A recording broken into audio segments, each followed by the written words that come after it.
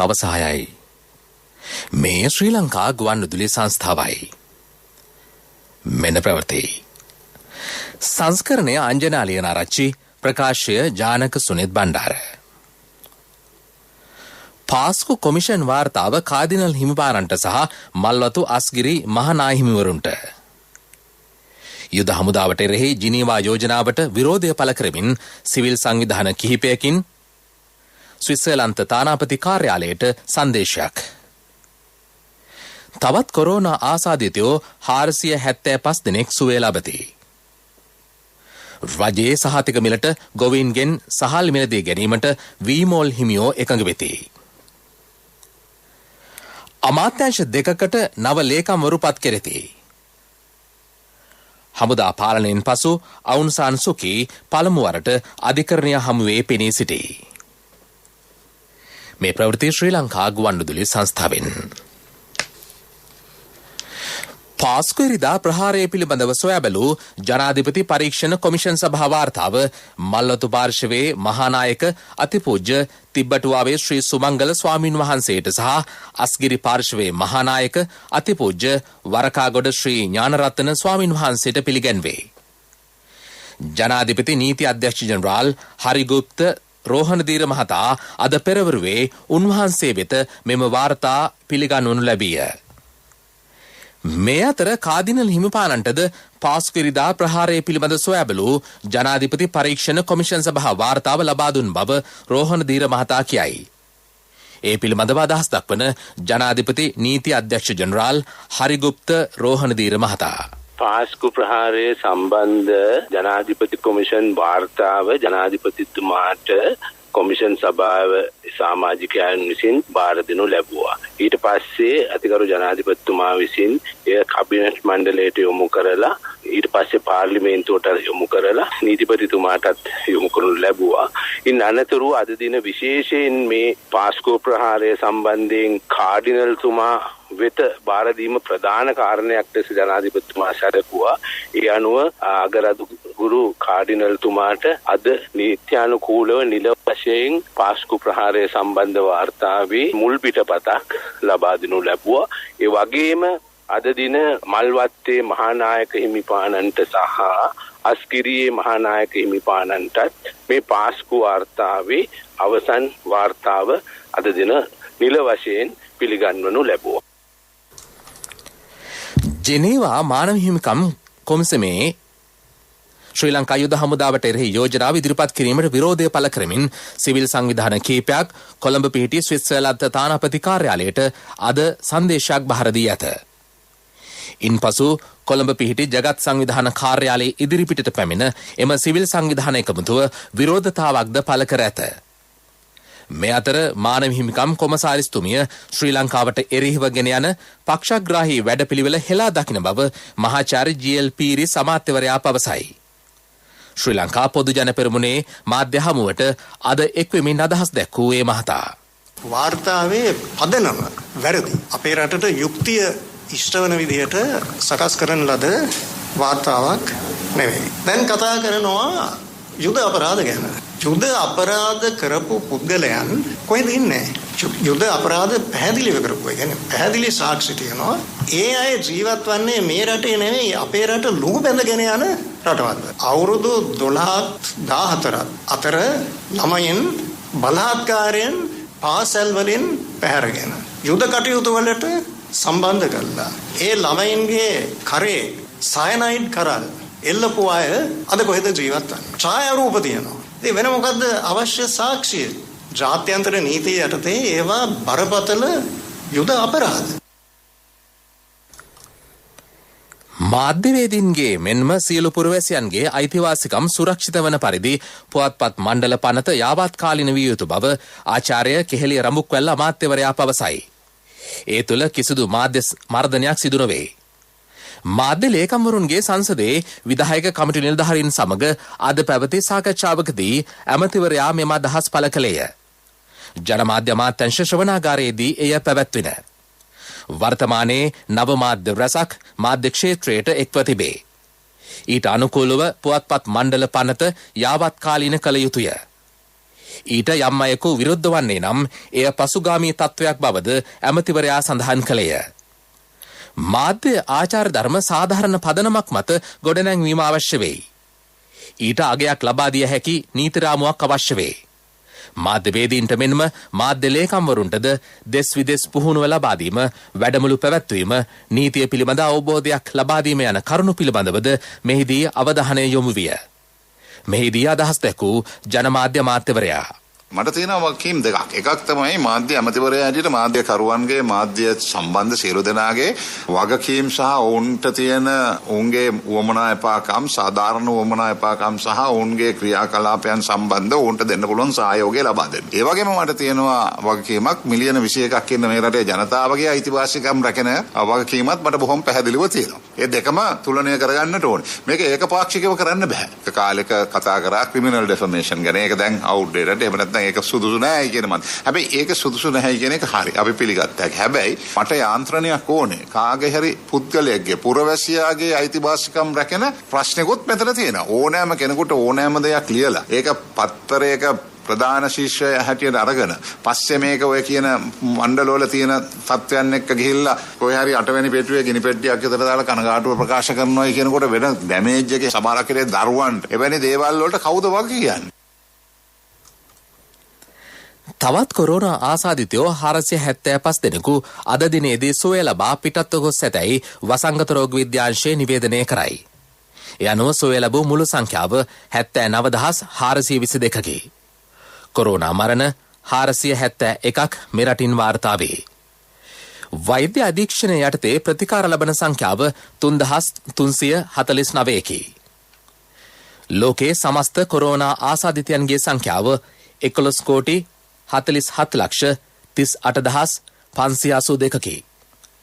ඇමරිකාවෙන් වාර්තා වන කොරෝනා ආසාදිතයන්ගේ සංඛ්‍යාව 2,92,55,344කි. ඉන්දියාවෙන් කොරෝනා ආසාදිතයන් 1,11,12,241 දෙනෙකුද, බ්‍රසීලයෙන් කොරෝනා ආසාදිතයන් 1,51,51,259 දෙනෙකුද, රුසියාවෙන් කොරෝනා ආසාදිතයන් 42,57,650 දෙනෙකුද වාර්තා වේ. ලෝකයේ සමස්ත කොරෝනා මරණ සංඛ්‍යාව 25,44,252කි.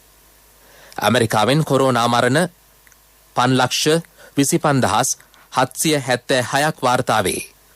බ්‍රසීලෙන් කොරෝනා මරණ 2,55,018ක්ද, මෙක්සිකෝවෙන් කොරෝනා මරණ 1,85,715ක්ද, ඉන්දියාවෙන් කොරෝනා මරණ 1,57,195ක්ද වාර්තා වේ.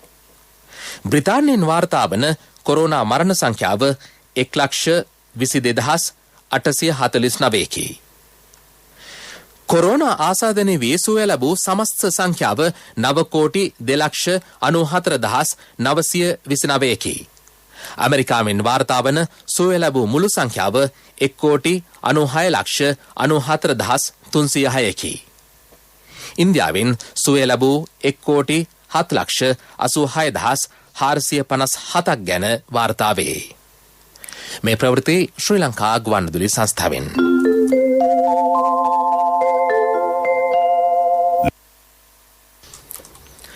යලිත් ප්‍රවෘත්ති. දිවයින පුරා මධ්‍යස්ථානවල අධ්‍යයන පොදු සහතික පත්‍ර සාමාන්‍ය පෙළ විභාගය අද දිනේදී සාර්ථකව පැවති බව GLPරිස් අමාත්‍යවරයා පවසයි. කොරෝනා ආසාදනීය වූ සිසුන් 38 දෙනෙක්ද විභාගයට පෙනී සිටියහ. එය ඔවුන් සඳහා වෙන් වූ මධ්‍යස්ථානවලදීය. සාමාන්‍ය පෙළ විභාගයේ සෞඛ්‍ය ආරක්ෂාව සම්බන්ධයෙන් අනියත බියක් ඇති කරගත යුතු නැතැයි අමාත්‍යවරයා පවසයි. වැඩිදුරටත් අදහස් දැක්වූ අමාත්‍යවරයා අද සාමාන්‍ය පෙළ විභාගයේ ළමයි 6,22,000 විභාග මධ්‍යස්ථාන 4,513ක්. ඉතින් මේවා පහසු වැඩ නෙවෙයි. හැබැයි විශාල කැපවීමක් අනුව කරපු දේවල්. කවුරු මොනවා කිව්වත් මම හොඳ හැටි දන්නවා. මේ පිටබඳ ලොකු ප්‍රණාමයක් කෘතඥතාවයක් තියෙනවා අපේ දෙමව්පියන්. අද ගුරුවරු 90% පාසල් වලට යනවා. ඉතින් ඒකෙන්ම පේනවා කතරම් ඉල්ලුමක් තියෙනවද කියලා මේවා කඩා වැටෙන්න දෙන්න එපා කියලා. ඉතින් අපි කනගාටු වෙනවා පටු දේශපාලන අරමුණු නිසා. කොයි දෙයක් කරත් වැරදි. කිසිම හොදක් නැහැ. හැමදේම ඍණාත්මක අසුභවාදී ආකල්පයක් අනුව තමයි බලන්නේ. වෙන මොනවා සම්බන්ධයෙන් කළත් දරුවන්ගේ අධ්‍යාපනය සම්බන්ධයෙන් ඒක කිරීම මම හිතන්නේ අපේ රටට කරන ලොකු අවැඩක්. මේ අතර සාමාන්‍ය පෙළ විභාගයේ අද දිනේදී බාධාවකින් තොරව පැවති බව විභාග කොමසාරිස් සනත් පූජිත මහතා පවසයි. දෙවයිනේ විභාග මධ්‍යස්ථාන 4513කදී විභාගය පැවැත්වින. වැඩිදුරටත් අදහස් දැක්වූ සනත් පූජිත මහතා. අද දින ආරම්භ වුණු අපොස සාමාන්‍ය පෙළ විභාගයේ සාර්ථකව පැවැත්වීමට හැකි වී තිබෙනවා. එසේම විශේෂ වූ විභාග මධ්‍යස්ථාන 40 ආසාදිත වූ අපේක්ෂකයන් 38ක් පෙනී සිටිය බව වාර්තා කර තිබෙනවා. සමස්තයක් ලෙස දිවයිනේ සීලුම විභාග මධ්‍යස්ථාන වල කටයුතු සාර්ථකව පැවතුණු බව සීලුම පළාත් අධ්‍යාපන අධ්‍යක්ෂවරුන් සහ කලාප අධ්‍යාපන අධ්‍යක්ෂවරුන් විභාග දෙපාර්තමේන්තුව වෙත වාර්තා කර තිබෙනවා. කෘෂිකාර අමාත්‍යාංශයට සහ බතික් අත්‍යන්ත්‍ර රෙදි හා දේශීය ඇඟලුම් නිෂ්පාදන රාජ්‍ය අමාත්‍යාංශයට නව ලේකම්වරුන් පත් කර ඇත. කෘෂිකාර අමාත්‍යාංශයේ නව ලේකම්වරයා ලෙස MBR පුෂ්පකුමාර මහතා පත් කර ඇත. බතික් අත්‍යන්ත්‍ර රෙදි හා දේශීය ඇඟලුම් නිෂ්පාදන රාජ්‍ය අමාත්‍යාංශයේ ලේකම්වරයා ලෙස BLAJ ධර්මකීර්ති මහතා පත් කර ඇතැයි ජනාධිපති මාධ්‍යංශය නිවේදනය කරයි. ජනාධිපති ලේකම් PB ජයසුන්දර මහතා අතින් අදාළ පත්වීම් ලිපි ජනාධිපති කාර්යාලයේදී ලබා දී තිබේ. ක්‍රීඩා අමාත්‍යාංශයේ ප්‍රතිපාදන වලින් මෙතෙක් තරුණයන් වෙනුවෙන් වෙන් කර තිබූ 6% ප්‍රමාණය 20% දක්වා වැඩි කර ඇතැයි නාමල් රාජපක්ෂ අමාත්‍යවරයා පවසයි. මහරගම තරුණ සේවා සභාවේ අද පැවති 5 වන යොවුන් පාර්ලිමේන්තුවේ මංගල සැසිවාරය අමතමින් අමාත්‍යවරයා මෙම අදහස් පළ කළේය. නවීනත්වයට ගැලපෙන තරුණ ප්‍රජාවක් බිහි කිරීම අත්‍යවශ්‍ය වේ. තරුණ අයිතීන් වෙනුවෙන් තමා අකණ්ඩව පෙනී සිටින බවද අමාත්‍යවරයා සඳහන් කළේය.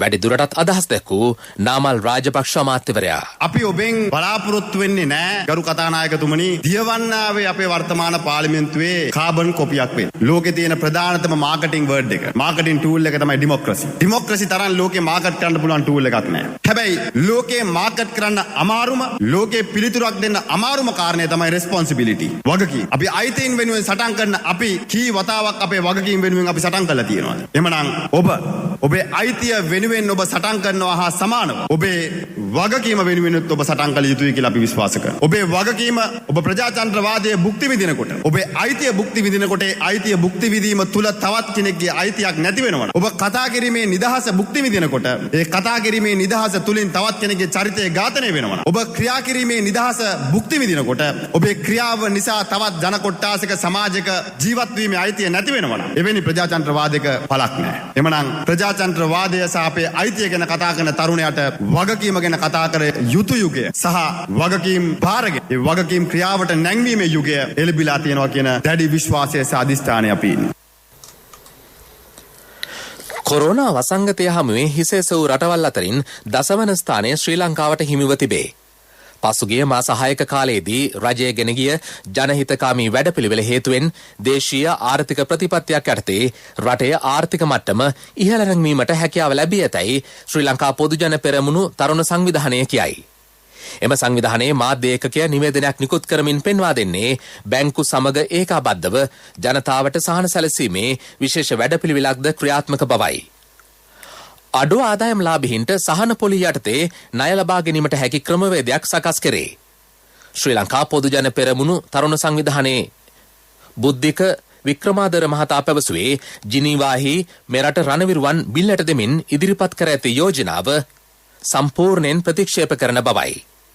ගාල්ල හබරාදුව තරුණ බලමණ්ඩල රැස්වීම අමතමින් ඔහු මෙම අදහස් පළ කළේය. ත්‍රිකුණාමල දිස්ත්‍රික්කයේ සෞඛ්‍ය පහසුකම් ඉහළ නැංවීමට දැන් පියවර රැසක් ගෙන ඇත. ගම සමග පිළිසඳර වැඩසටහන යටතේ ඒ සඳහා ක්‍රියාමාර්ග ගෙන ඇතැයි අප ප්‍රාදේශීය වාර්තාකරුවෝ කියති. එම වැඩසටහනේ 12 වැන්න ඉකුද්දා ගෝමරන් කඩවල කිව්ලේ කඩවලදී පැවැත්වින. ගෝමරන් කඩවල ග්‍රාමීය රෝහල, කන්තලේ මූලික රෝහල, මොරවැව තඹලගමුව රෝහල්ද මේ යටතේ සංවර්ධනය කෙරේ. එම රෝහල්වල කාර්ය මණ්ඩලෙහි ගිය පියවීමටද ක්‍රියා කර ඇත. පදවිය ශ්‍රීපුර ප්‍රදේශයේ රුධිර කාන්දු කරන ඒකකයක්ද ස්ථාපනය කෙරේ. ශ්‍රී ලංකා ගුවන්විදුලි සංස්ථාව දිවයින පුරා වෙහෙර විහාරස්ථානවල සංවිධාන කරන රතන සූත්‍රය සජ්ජායනා කිරීමේ වැඩසටහනේ 124 වැන්න සත්කෝරළේ නාරම්මල ගණේගොඩ ශ්‍රී සුදර්ශන රන්කොත් රජමහා විහාරස්ථානයේදී අද පැවැත්වේ.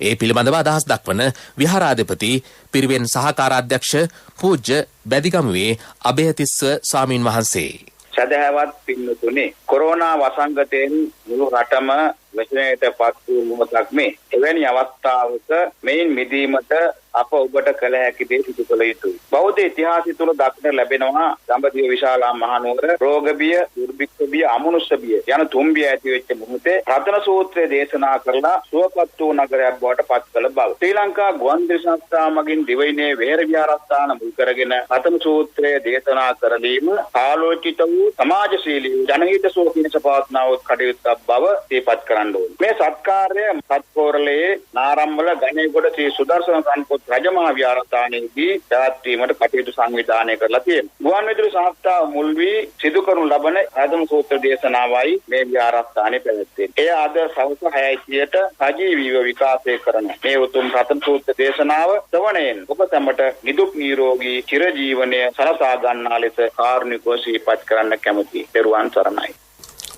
පස්වරු 6:30 සිට වෙළඳ සිටි FM සහ සියලුම ප්‍රාදේශීය සේවා ඔස්සේ රත්න සූත්‍ර සජ්ජායනය සජීවීව විසිරුවා හැරේ. මීළඟට ප්‍රමුඛ පුවත. ප්‍රමුඛතම පුවත ඔබ වෙත ගෙනෙන්නේ සිද්ධාලේප ලක්වියා. ශාන්ති කර්මයක් අතරතුර දැරියක් මිය යාමේ සිද්ධිය සම්බන්ධයෙන් අත්අනගොඩගත් එම දැරියගේ මව සහ ශාන්ති කර්මය සිදු කළ කාන්තාව අධිකරණයට ඉදිරිපත් කිරීමෙන් පසු ලබන 12 වෙනිදා දක්වා බන්ධනාගාරගත කෙරිණ. දෙල්ගොඩ මීගහවත්ත ප්‍රදේශයේ නව හැවිරිදි දැරියක් මෙසේ මිය ගොස් තිබුණේ වේවැල් පහර එල්ල කිරීම හේතුවෙනි. දැරියගේ පශ්චාත් මරණ පරීක්ෂණය රාගම රෝහලේදී පැවැත්වින. ප්‍රමුඛතම පුවත ඔබ වෙතගෙන ආවේ සිද්ධාලේප ලක්වියාව. සත්‍ය හඬ අවධානය පිණිසයි. ලයිලා සුරුක්කු දැල් පිළිබඳව නව රෙගුලාසි පැනවීමට යෝජනාවක් පාර්ලිමේන්තුවට ඉදිරිපත් කරන බව ඩග්ලස් දේවානන්දා අමාත්‍යවරයා පවසයි. ලයිලා සුරුක්කු දැල් වලින් මසුල් ඇල්ලීමේදී සාගර සම්පත්වලට හානි සිදුවේ. දීවර අමාත්‍යංශයේ අද පැවති සාකච්ඡාවකදී මේ පිළිබඳව වැඩිදුරටත් සාකච්ඡා කෙරිණ. දීවර ක්ෂේත්‍රයේ රැකියාවේ නිරත පුද්ගලයන් මුහුණ පා ඇති ගැටලු සම්බන්ධයෙන්ද අද දිනේදී අවධානය යොමු කෙරිණ. සමස්ත දීවර ප්‍රජාවේ කාරුණික අවධානය පිණිසයි. ලෝක ප්‍රවෘත්ති අනුග්‍රහය People's Leasing ලීසින් විප්ලවයට ඔබත් එක්වන්න. කිසිදින නොලැබෙන අසම සම ලීසින් වාරික සමගින් අවම පොලියකට විස්තර දැනගන්න ළඟම People's Leasing ශාඛාවකට පිවිසෙන්න. නැත්නම් කතා කරන්න 0112 206 300. People's Leasing විශ්වාසයේ ප්‍රමුඛයා. අත්තරංගුවේ පසුවන මියන්මාරයේ අවුන් සන් සුකී මහත්මිය පළමු වරට තම නීතිඥයන් සමග අධිකරණය හමුවේ වීඩියෝ තාක්ෂණය ඔස්සේ අද පෙනී සිටියාය. ඇය හොඳ සෞඛ්‍ය තත්ත්වයෙන් පසුවන බව විදෙස් මාධ්‍ය වාර්තා කරයි. ඉකුත් මස පළමු වනදා මියන්මාර හමුදාව කුමන්ත්‍රණයකින් එරටේ බලය අත්පත් කර ගැනීමෙන් පසු සුකී මහත්මිය අත්තරංගුවට ගනු ලැබින. කෙසේ වෙතත් ඇය රඳවා තබන ස්ථානය මේ දක්වා අනාවරණ වී නැත. චීනය පරිත්‍යාග කළ තවත් කොවිඩ් ඉන්නත්තෝගයක් පිලිපීනයට ළඟා වෙයි. පිලිපීන ජනාධිපතිවරයා එරට ගුවන් හමුදා කඳවුරකදී එම ඉන්නත්තෝගය බහරගත්තේය. කොවිඩ් හේතුවෙන් එරට පුද්ගලයන් 12,000කට වැඩි පිරිසක් මිය ගොස් තිබේ. ඉන්දියාවේ කොවිඩ් ආසාදිත රෝගීන් සුවවීමේ වේගය ඉතා ඉහළ මට්ටමක පවතින බව වාර්තා වේ. මේ වන විට රෝගය වැළඳුන අයගෙන් 97%කට වැඩි පිරිසක් සුවය ලබා ඇත. වර්තමානයේදී සක්‍රිය රෝගීන් සිටින්නේ 1,68,000ක් පමණි. People's Leasing ලීසින් විප්ලවයට ඔබත් එක්වන්න. කිසිදින නොලැබෙන අසම සම ලීසින් වාරික සමගින් අවම පොලියකට විස්තර දැනගන්න ළඟම People's Leasing ශාඛාවකට පිවිසෙන්න. නැත්නම් කතා කරන්න 0112 206 300. People's Leasing විශ්වාසයේ ප්‍රමුඛයා. පිරසර සංවර්ධනයක පුවත් සම්පින්ඩනය සංවර්ධන පුවත්.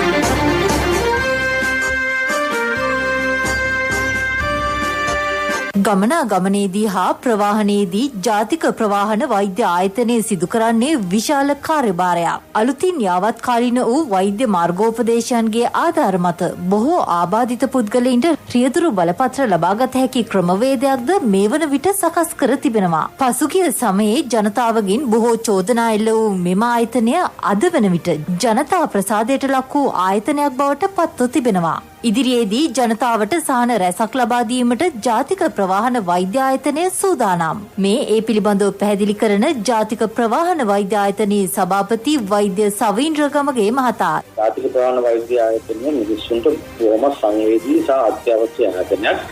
ටෙලිකොම් ආයතනයක් එක්ක ගිවිසුමක් අත්සන් කරලා අපි දැන් අංක 205 අංකණය කරන ඕනෑම ජංගම දුරකථනයකින් එයාලට දිනයක් සහ වේලාවක් ලබාගෙන ඕනෑම දිස්ත්‍රික්කයක හැම දිස්ත්‍රික්කයකම අපේ ආයතන 25ක් තියෙනවා. ඕනෑම වෙලාවක කමෙන්ට් කමිටු දිනයක එන්න පුළුවන් තමයි සකස් කරලා තියෙනවා. විශේෂයෙන් මත්ද්‍රව්‍ය භාවිතයේ සිදුවන අනුතුරු වැඩි නිසා අපි මත්ද්‍රව්‍ය ගන්න රියදුරන් ඉන්නවා කියලා පරීක්ෂණයක් පවත්වන්න සූදානම් කරගෙන තියෙන එක. අරක්කු බීම නැත්නම් වැරදි කරන අයගේ දඩ වෙනුවට ලයිසන් එකෙන් ලකුණු අඩි කිරීමේ ක්‍රමයක් සකස් කරලා ලයිසන් එක අවලං කිරීමේ ක්‍රමයක් සකස් කිරීමේ යෝජනාවක් තියෙනවා. විශේෂයෙන්ම අද රටේ තියෙනවා වකුගඩු, ඒ වගේම liver, ඒ යමාව, ඒ වගේ ඇස්, ඒ වගේම අග්නියාශය වගේ ඉන්දිය බද්ධ කිරීමට ගොඩක් කට්ටිය ඉඳලා වේටින් ලිස්ට් එකේ. ඒකෝට අපි ක්‍රමයක් සකස් කරන්න යනවා. විශේෂයෙන්ම රියාන තුලින් හරි කවුරුහරි මේ යනවා නම් හදිස්සි එයාගේ මොළේ මේ ගිහිල්ලා නැත්නම් වකුගඩු, අක්මා වගේ කොටස් ඡන්දීමට ක්‍රමයක් සකස් කරනවා. අනිත් එක තමයි අපි හැම ශාඛාවම දිනුන විශේෂයෙන් මහනුවර ශාඛාව බොහොම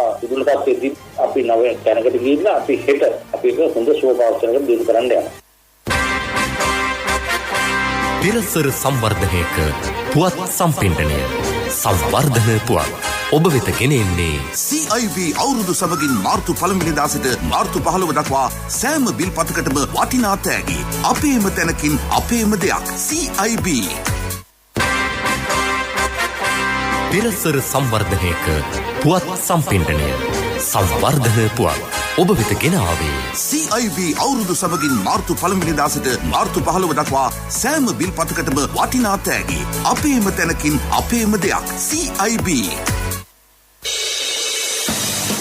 ක්‍රීඩා පුවත් බටහිරින්දිය කොදව බලා පිටත්ව ගිය ශ්‍රී ලංකා ක්‍රිකට් කණ්ඩායමේ කිසිදු ක්‍රීඩකයෙකුට කොරෝනා ආසාදනය වී නොමැති බව තහවුරු වෙයි. ශ්‍රී ලංකා කණ්ඩායම එරට ගොඩ බැසීමෙන් පසුව සිදු කළ PCR පරීක්ෂණයේදී මෙරට කිසිදු ක්‍රීඩකයෙකුට වෛරසය ආසාදනය වී නොමැති බව තහවුරු වී ඇත. ශ්‍රී ලංකාව සහ බටහිරින්දිය කොදව කණ්ඩායම අතර තරග 3කින් සමන්විත පන්දුවාර 20 තරගාවලිය ලබන බ්‍රහස්පතින්දා ආරම්භ වේ. ව්‍යාපාරික පුවත් ඔබ වෙත ගෙන එන්නේ 2021 වසරේ පළමු ශ්‍රේණියට ඇතුළු වන පුංචි හපනුන්ට ජාතික ඉදිරි කිරීමේ බැංකුවේ හපන් ගිණුමෙන් රුපියල් 1000ක තැන්පතුවක්. ඔබේ මුදලට සුරක්ෂිතම ස්ථානය ජාතික ඉදිරි කිරීමේ බැංකුව. ඉදිරි යලකන්නේ වගා කටයුතු ලබන 15 වෙනිදා සිට ආරම්භ කරන බව වාරි මාර්ග දෙපාර්තමේන්තුවේ ජල කළමනාකරණ අධ්‍යක්ෂ ඩී අබේසිරිවර්ධන මහතා පවසයි. අප්‍රේල් මාස 20 වෙනිදා වගා කටයුතු සිදු කරේ. අප්‍රේල් මාස 20 වෙනිදා දක්වා වගා කටයුතු සිදු කරේ. ප්‍රධාන ජලාශවලින් මහකන්නේ සඳහා ජලය සැපීම මේ වන විට අවසන් කර ඇති අතර මහකන්නේ වගා අස්වනු නෙලීම මේ වන විට සිදු කරන බවද හෙතම සඳහන් කරයි. වියලි කාලගුණ තත්ත්වය හමුවේ වුවද ප්‍රධාන ජලාශවල ජල මට්ටම් 73ක මට්ටමක පවතින බවද ඔහු සඳහන් කරයි. ඒ අනුව යල කන්නේ වගා කටයුතු සඳහා ප්‍රමාණවත් පරිදි ජලය බෙදා හැරීමට හැකියාව ලැබෙනු ඇත. අම්පාර, මොනරාගල සහ හම්බන්තොට ජලාශාශ්‍රිතව පමණක් 50ක ජල ධාරිතාවක් පවතින බවද හෙතෙම සඳහන් කරයි. ව්‍යාපාරික පුවත් ඔබ වෙත ගෙන ආවේ 2021 වසරේ පළමු ශ්‍රේණියට ඇතුළු වන පුංචි හපනුන්ට ජාතික ඉදිරි කිරීමේ බැංකුවේ හපන් ගිණුමෙන් රුපියල් 1000ක තැන්පතුවක්. වැඩි පොලියක්, ඉතුරු ගිණුමට 100%ක රාජ්‍ය ආරක්ෂාව, ශිෂ්‍යත්ව විභාගය සඳහා ආදර්ශ ප්‍රශ්න පත්‍ර කට්ටල් සහ දිවයින පුරා විහිදුණු ශාඛා ජාලය හා තැපැල් උපතැපැල් කාර්යාල ජාලය මගින් ගනුදෙනු කිරීමේ හැකියාව. ඔබත් අදම ඔබේ සිඟිත්තාගේ අනාගතය වෙනුවෙන් හපන් ගිණුමක් අරමන්න. කොන්දේසි අදාළ වේ. ඔබේ මුදලට සුරක්ෂිතම ස්ථානය ජාතික ඉදිරි කිරීමේ බැංකුව. බැංකුව. ඉතුරුව ලේසි real time. දවල්ද රැටද ගෙවීම් වලට දැන් LOLC real time. LOLC finance real time app එක දැන් LOLC ඉතුරුම් ගිණුමෙන්. ඔබේ ඉතුරුමට ආකර්ශනීය පොලියක්. මුදල් හුවමාරුවට ගාස්තු නැත. ඉතුරුව වැඩියෙන් real time. රජයේ සහතික මිල ගණන් යටතේ ගොවීන්ගෙන් වී මිලදී ගැනීමට වීමෝල් හිමියෝ එකඟ වෙති. මහා පරිමාණ සුළු පරිමාණ හා මධ්‍ය පරිමාණ වීමෝල් හිමියන් විසින් මෙම එකඟතාවයට එළඹුණේ බන්දුල ගුණවර්ධන අමාත්‍යවරයාගේ ප්‍රධානත්වයෙන් සහල් මිල පිළිබඳව අද පැවති සාකච්ඡාවකදීය. සාකච්ඡාව වෙළඳ අමාත්‍යාංශ පරිශ්‍රයේදී අද පැවැත්වින. සාකච්ඡාවට එක් වූ වීමෝල් හිමියෝ සිය ගැටලු අමාත්‍යවරයාට ඉදිරිපත් කළහ. නාඩෝ කිලෝවක් සඳහා රුපියල් 50ක උපරිම මිලක්ද සම්බා වී කිලෝවක් සඳහා රුපියල් 52ක උපරිම මිලක්ද ලබා දීමට මෙහිදී මෝල් හිමියෝ එකඟ වූහ. තෙත වී කිලෝවක් රුපියල් 40කට මිලදී ගැනීමට ඔවුහු එකඟ වූහ. මෙතන වැඩ කිරිගහට යන්න වගේලු. ඇත්තද මල්ලි? නැතුව ළමයිට උගන්වන්න, ගෙවල් හදන්න, ඉඩම් ගන්න. බිස්නස් කරන අය එමත් ගොඩක් ඉනවලුනේ. ඔව්. අනිකන හැම කෙනාම දියුණු වෙනවනේ. අක්කලට නිසා කියන්නේ ත්‍රීවිල් එලෝපු මට වෑන් එකට පාර පෙන්නුවෙත් මෙතන ඉන්නේ. මේ තියෙන්නේ තැන. ඔබේ ඕනම අවශ්‍යතාවයකට සුදුසු මූල්‍ය විසඳුම් දෙන එන අය දියුණු වෙන අය එන LOLC සමූහය එන්න දියුණු වෙන්න.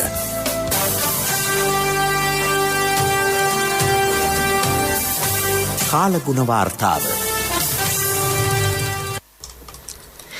ඉදිරි පැය 24 තුළදී දිවයින වටා මුහුදු ප්‍රදේශවල ප්‍රධාන වශයෙන් වැසි රහිත කාලගුණ තත්ත්වයක් පවතින බව කාලගුණ විද්‍යා දෙපාර්තමේන්තුව නිවේදනය කරයි. දිවයින වටා මුහුදු ප්‍රදේශවල සුළං ඊසාන සිට නැගෙනහිර දක්වා දිසාවලින් හමායේ. දිවයින වටා මුහුදු ප්‍රදේශ මද වශයෙන් රළුවේ. අපගේ මෙම ප්‍රවෘත්ති ප්‍රකාශය www.slbcnews.lk වෙබ් අඩවිය ඔස්සේද සවන් දීමට හැකිය.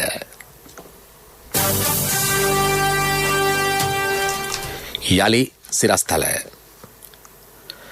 පාස්කු කොමිෂන් වාර්තාව කාදිනල් හිමිපාණන්ට සහ මල්වතු අස්ගිරි මහනාහිමිවරුන්ට යුද හමුදාවට එරෙහි ජිනීවා යෝජනාවට විරෝධය පළ කරමින් සිවිල් සංවිධාන කිහිපයකින් ස්විට්සර්ලන්ත තානාපති කාර්යාලයට සංදේශයක්.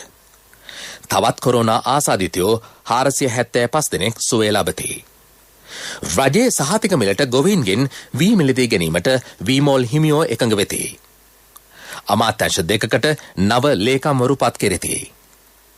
හමුදා පාලනයෙන් පසු අවුන් සන් සුකී පළමු වරට අධිකරණය හමුවේ පෙනී සිටී. අපේ මීළඟ ප්‍රධාන ප්‍රවෘත්ති ප්‍රකාශය අද රාත්‍රී 9ට. මතක තබා ගන්න. නිසි සෞඛ්‍ය උපදෙස් අනුව නිවැරදිව කටයුතු කිරීමෙන් කොරෝනා ඔබට ආසාදනය වීම හා අන් අයට බෝවීම සාර්ථකව පාලනය කිරීමට හැකි බව. සන්ධ්‍යා ප්‍රවෘත්ති සමාප්තයි.